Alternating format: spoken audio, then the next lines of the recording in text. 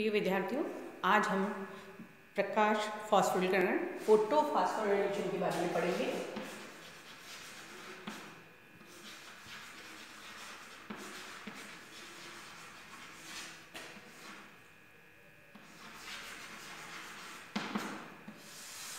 प्रकाश की उपस्थिति में एटीपी का निर्माण फोटो फास्फोरिलेशन कहलाता है।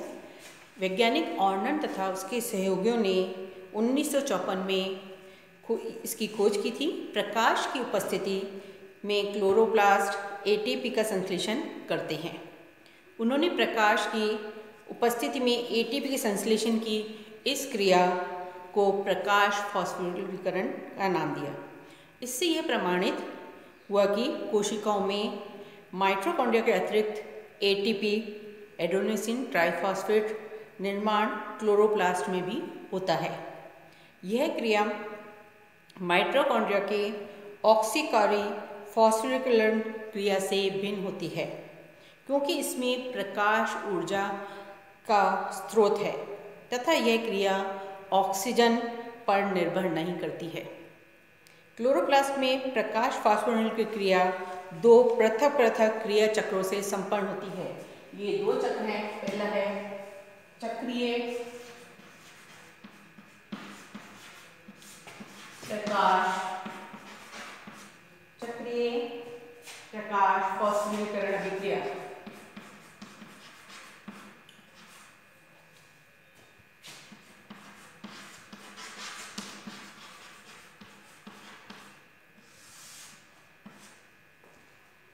या साइक्लिक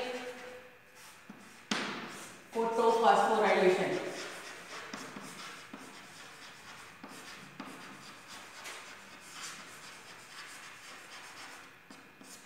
दूसरी अभिक्रिया है अचक्रीय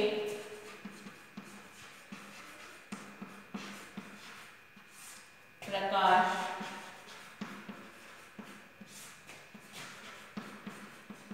फास्फोरिलीकरण अभिक्रिया या नॉन साइक्लिक फोटोफॉस्फोराइलेशन।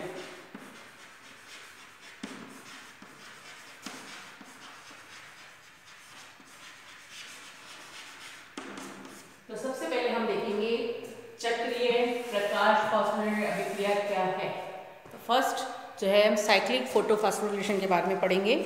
इस प्रकाश फास्फोरिलीकरण चक्र में केवल वर्णक तंत्र फोटोसिस्टम फर्स्ट भाग लेता है।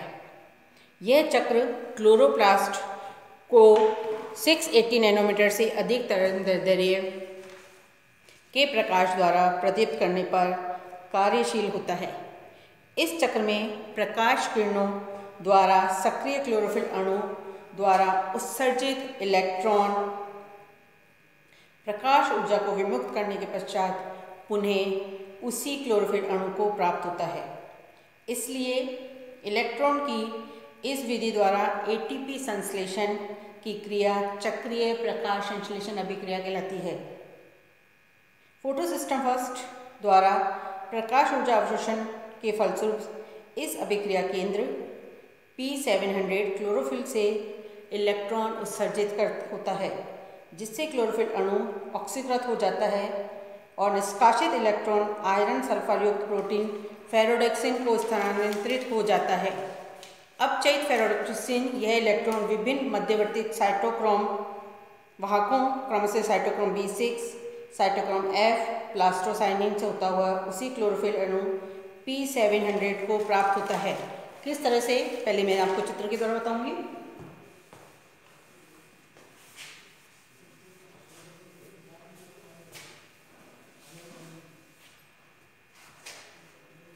प्रकाशीय ऊर्जा को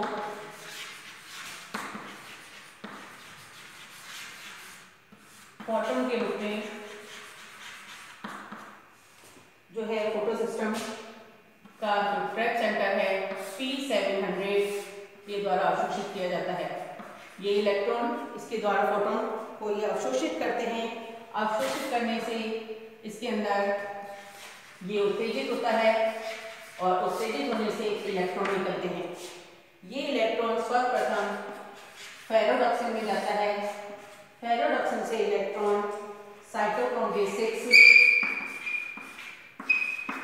साइटोक्रोम B6 से इलेक्ट्रॉन साइटोक्रोम F और साइटोक्रोम F से इलेक्ट्रॉन प्लास्टोसेल में। जब इलेक्ट्रॉन साइटोक्रोम B6 से साइटोक्रोम F में जाता है तो यहाँ पर energy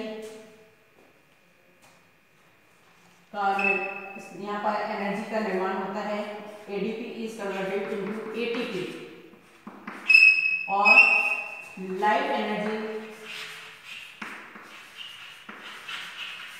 converted into chemical energy.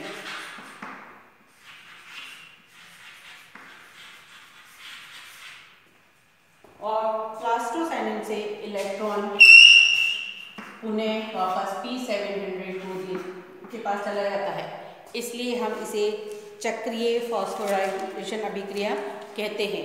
इसके अंदर इलेक्ट्रॉन P700 ट्रैप सेंटर से निकलकर पुनः वापस ट्रैप सेंटर P700 में चला जाता है। इलेक्ट्रॉन उच्च ऊर्जा स्तर से निम्न स्तर को स्थानांतरित होता है तथा इस प्रकार विमुक्त ऊर्जा ATP निर्माण में प्रयुक्त होती है।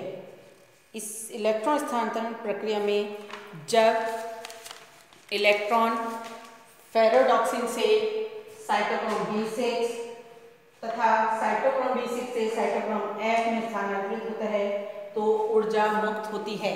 यह ऊर्जा आपके ATP के रूप में मुक्त होती है। ऊर्जा मुक्त होती है अर्थात ATP का संश्लेषण होता है।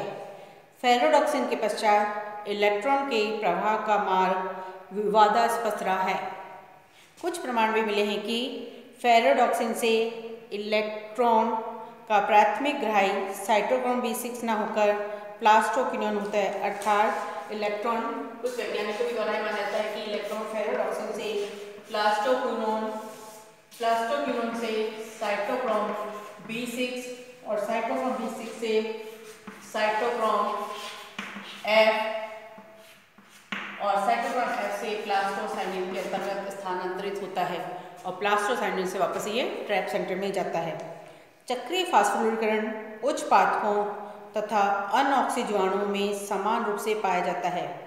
यह चक्र पादपों में उस समय सक्रिय होता है जब पादप कोशिकाओं में NADPH की पर्याप्त मात्रा उपस्थित होती है।